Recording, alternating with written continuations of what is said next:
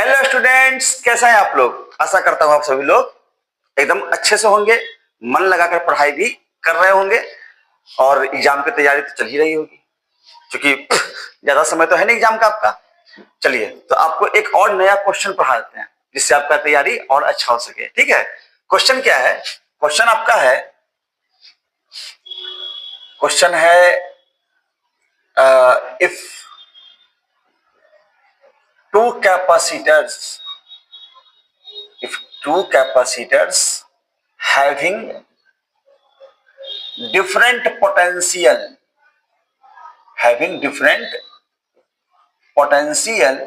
are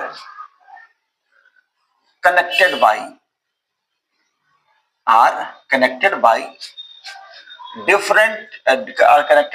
a thin metallic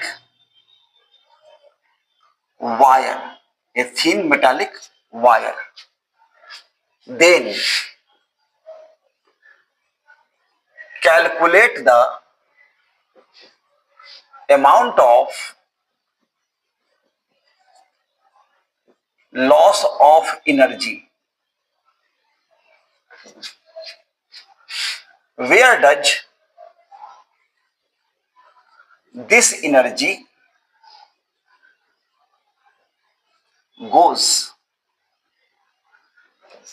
capacitor का ये तीसरा लास्ट इंपॉर्टेंट लॉन्ग क्वेश्चन है ना। इसके पहले दो लॉन्ग क्वेश्चन ऑलरेडी हम उसका वीडियो बनाकर डाल चुके हैं, आप उसको जाके देख सकते हैं। और ये आपका तीसरा इंपॉर्टेंट लॉन्ग क्वेश्चन है जो पूछता है ना। तो आप इसको तैयार कर लेते हैं तो इलेक्ट्रोस्टैटिक्स का मोटा मोटी पूरा का पूरा लॉन्ग क्वेश्चन आपका तैयार हो जाएगा, जिसमें से कंफर्म है कि एक या दो तो टकराना ही टकराना है। तो जम के इसकी तैयारी करते हैं, रिवाइज करते हैं, चीजों को देखते हैं, क्योंकि देखा हुआ चीज समझ में आसानी से आता है, समझा हुआ चीज याद जल्दी हो जाता है ना। तो वीडियो पर लास्ट तक बने रहिए, लेकिन उसके पहले अगर चैनल पर नए हैं तो उसको सब्सक्राइब कर दीजिए, बेल आइकन को दबा दीजिए, ताकि जब करंट का क्वेश्चन डालूं तो सबसे पहले आपके पास नोटिफिकेशन आ जाए और आप उसको देखकर सबसे पहले उसको समझ के तैयार कर ले। जितना ज्यादा तैयारी रहेगा उतना अच्छा है ना। इस पर्पज से हम लोग उसको तैयार कर ले। ठीक है, तो स्वागत है आपका आपके अपने YouTube channel the Gurukul of physics पर, और मैं हूं आपके साथ आपका राजीव सर। तो चलिए बिना देर किए हुए आज का टॉपिक शुरू करते हैं। क्वेश्चन है आपका, if two capacitors having different potentials are connected by a thin metallic wire, then calculate the amount of loss of energy, where does this energy goes? ठीक बात है। तो हम लोग दो कैपेसिटर मान लेते हैं, सबसे पहले इधर ही मान लेते हैं। दो कैपेसिटर हम लोग मान लेते हैं कि एक है कैपेसिटर ए, दूसरा है कैपेसिटर बी। एक का कैपेसिटेंस C1, दूसरा का कैपेसिटेंस C2। एक का पोटेंशियल V1, दूसरे का पोटेंशियल V2। एक का चार्ज Q1 तो दूसरे का चार्ज Q2। ये सब लैंग्वेज में मेंशन भी करेंगे, ठीक ना। इस प्रकार से कि V1 बड़ा है V2 से, ये मेंशन रहेगा। किसी एक का तो पोटेंशियल बड़ा लेंगे ना, दोनों का अगर बराबर कर देंगे तो फिर जोड़ने का फायदा ही क्या होगा। तो एक का बड़ा एक का छोटा। अब करेंगे क्या, इसको एक थीन मेटालिक वायर से जोड़ देंगे। जोड़ देंगे तो क्या होगा, जोड़ देंगे तो हायर पोटेंशियल वाले स्फीयर से लोअर पोटेंशियल वाले स्फीयर की ओर चार्ज फ्लो कर जाएगा। तो मान लेते हैं Q amount of charge flow किया। जब Q चार्ज फ्लो करेगा तो ये हायर पोटेंशियल पे है तो चार्ज का लॉस होगा, और इसका अब नया चार्ज हो गया Q1 डैश, और इसका नया चार्ज हो गया Q2 डैश। चार्ज का फ्लो होगा, लगातार होगा, हायर से लोअर पोटेंशियल की ओर। कब तक होगा, जब तक कि दोनों का पोटेंशियल बराबर ना हो जाए। आफ्टर रीडिस्ट्रीब्यूशन पोटेंशियल दोनों का कितना हो गया, V। आज जब इन सब बातों को थोड़ा सा मेंशन करते हैं, लॉन्ग क्वेश्चन है ये, है ना। लिखते हैं, let us consider to spheres A and B having capacitance C1, C2, potential V1, V2, charge Q1, Q2 respectively, such that V1 से बड़ा है V2. Now if two spheres are connected by a thin metallic wire, then the charge, या लिख सकते हैं positive charge,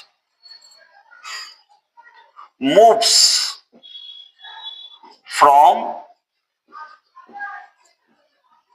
higher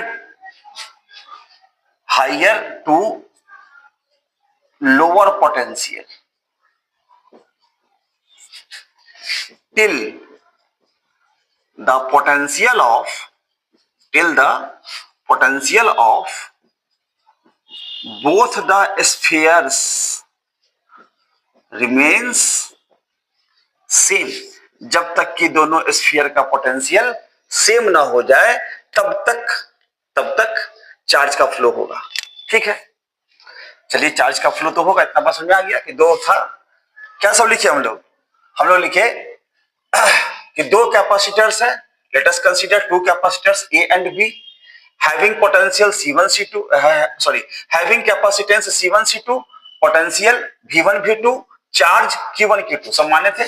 Q1 Q2 V1 V2 C1 C2, ठीक, respectively क्रमशः बारी बारी से. A का 1 वाला हो गया और B का 2 वाला हो गया. सच दैट V1 बड़ा है V2 से, कोई ना कोई एक पोटेंशियल तो बड़ा होगा. अब क्या किए ना, if two spheres are connected by a thin metallic wire, अब इस दोनों स्फीयर को क्या किए, एक पतले तार से जोड़ दिए. अच्छी बात है. Then positive charge moves from higher to lower potential, तो पॉजिटिव चार्ज क्या होगा, हायर पोटेंशियल से लोअर पोटेंशियल की ओर फ्लो करेगा. कब तक करेगा, till the potential of both the spheres remains same. जब तक कि दोनों का पोटेंशियल सेम ना हो जाए तब तक चार्ज एक से दूसरे स्फीयर पर मूव करता रहेगा. अच्छी बात है. इफ, अब यहां से if V is the common potential, मान लेते हैं, ऑफ बोथ द स्फीयर्स, अगर दोनों स्फीयर्स का कॉमन पोटेंशियल हम लोग V मान लेते हैं, या ना V मान लेते हैं, देन V बराबर क्या लिखते हैं हम लोग, total charge by total capacitance. क्योंकि चार्ज रिमेन्स कंजर्व, चार्ज तो कंजर्व रहना है ना, तो टोटल चार्ज कितना हो जाएगा इसका, पहले से तो था Q1 Q2 और कैपेसिटेंस चूंकि मेटालिक वायर से जोड़े हैं तो आ जाएगा सीरीज में, पैरेलल में तो C1 प्लस C2. ठीक ना, तो C1 प्लस C2 हो गया. या लिख सकते हैं V बराबर Q1 के जगह पर C1 V1, Q2 के जगह पर C2 V2 divided by C1 plus C2. ये कॉमन पोटेंशियल का फॉर्मूला रहेगा. कब, जब चार्ज का रिडिस्ट्रीब्यूशन होगा एक कैपेसिटर से दूसरे कैपेसिटर पर, है ना. तो ये कॉमन पोटेंशियल का फॉर्मूला काम करता है.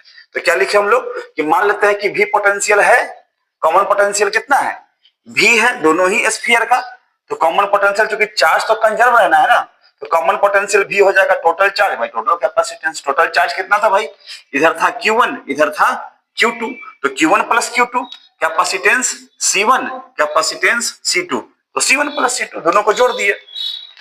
Q बराबर क्या लिखते हैं, Q बराबर तो C भी लिखते ही है ना, तो Q1 कितना हो जाएगा C1 V1, Q2 कितना हो जाएगा C2 V2, बाई में C1 C2 तो रहेगा ही. एज ए फॉर्मूला ये आपका काम कर जाता है. अच्छी बात है. इतना बात हो गया. अब यहां से हम लोग आते हैं, बारी बारी से आपसे पूछेगा, कभी क्या पूछेगा कि amount of charge transferred. Now the amount of charge transfer is Q माने थे ना, Q. ये चार्ज को लॉस किया है, पहले से था कितना Q1, अभी हो गया है Q1 डैश. पहले कितना था Q1, अभी हो गया है Q1 डैश. अच्छी बात है. तो Q बराबर क्या लिख सकते हैं, Q1 के जगह पर C1 V1 और Q1 डैश कितना हो जाएगा, C1 रहेगा। नया पोटेंशियल भी है इसका ना, कॉमन पोटेंशियल भी है तो भी लिखेंगे। क्या लिख सकते हैं, Q बराबर C1 V1 माइनस C1। देखिए V का फॉर्मूला सुविधा के लिए पहले ही निकाल चुके हैं, कितना है C1 V1 plus C2 V2 divided by C1 plus C2। क्या करेंगे, इसको सॉल्व करेंगे ना, एलसीएम ले ले। एलसीएम लेंगे तो C1 प्लस C2, C1 का गुना C1 से तो C1 स्क्वायर V1, C1 का गुना C2 से तो C1 C2 V1, ब्रैकेट खोल देंगे तो minus C1 square V1 minus C1 C2 V2। ऐसा होगा, क्या फर्क पड़ा इससे, C1 V1 square C1 V1 square दोनों कट गया, C1 C2 को कॉमन निकाल लेंगे तो Q कितना आ जाएगा, C1 C2 by C1 plus C2 into V1 minus V2। ये आ गया आपका अमाउंट ऑफ चार्ज ट्रांसफर। इतना चार्ज ट्रांसफर करेगा कब, जब चार्ज का रिडिस्ट्रीब्यूशन होगा हायर पोटेंशियल वाले से लोअर पोटेंशियल वाले की ओर। तो बात तो बड़ा सिंपल है। पहले चार्ज ट्रांसफर मान लेते हैं Q है, तो पहले से चार्ज था कितना Q1, अभी चार्ज कितना है Q1 डैश, मतलब पहले था 100 रुपया, अभी अब पॉकेट में 40 रुपया खर्च हो गया कितना, तो पहले वाले में से बाद वाले को घटाएंगे ना भाई, घटा दिए तो Q1 माइनस Q1 डैश।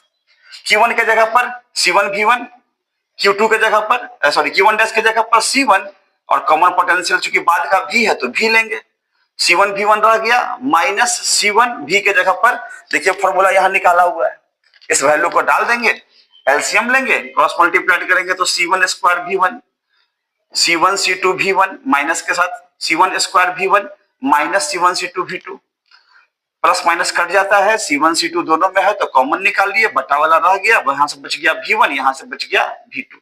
तो ये आपका amount of charge transfer easily निकल जाता है। ठीक बात है, इधर से मिटा दें। अब निकालते हैं हम लोग loss of energy, amount of loss of energy.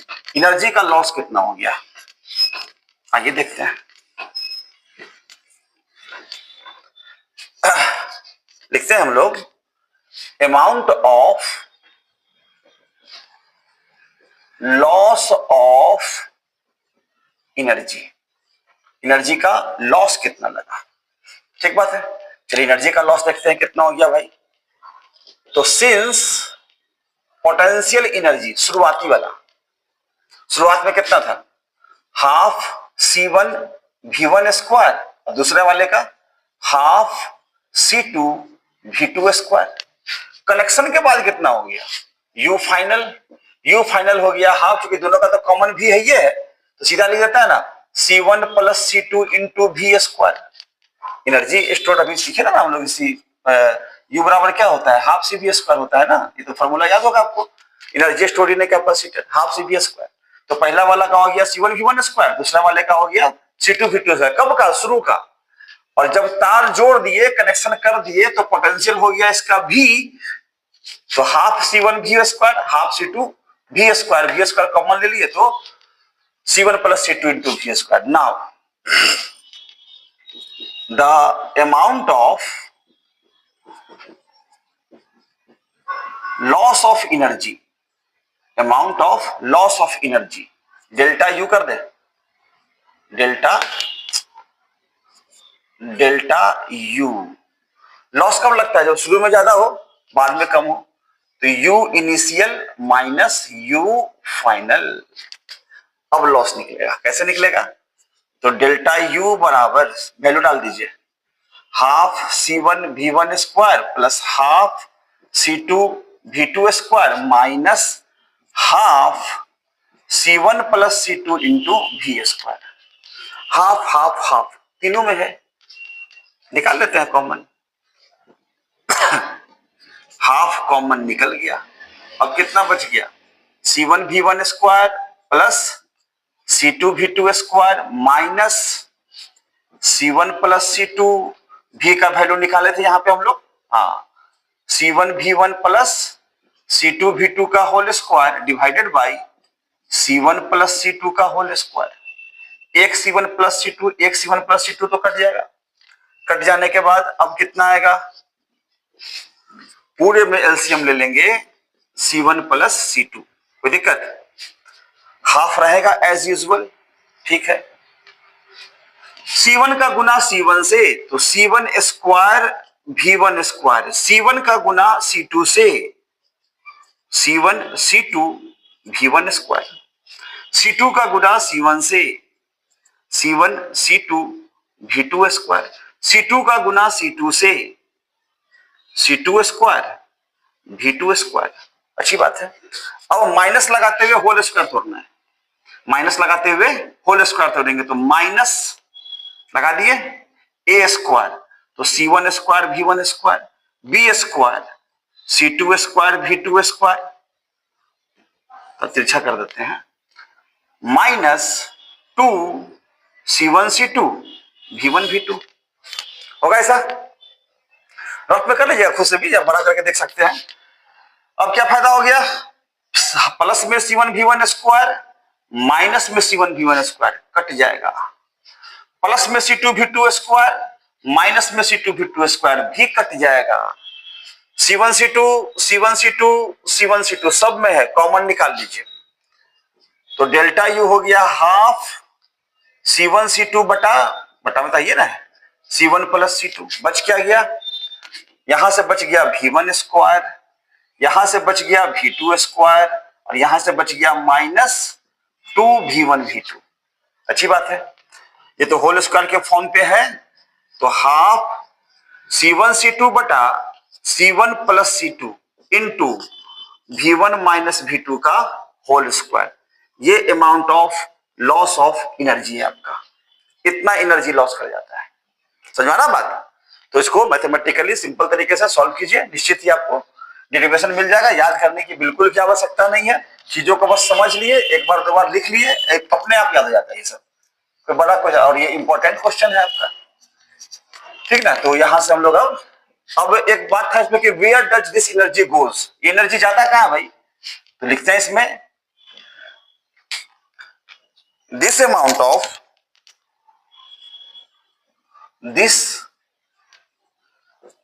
Of loss of energy goes into the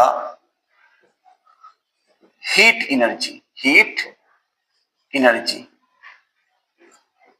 in the connecting wire।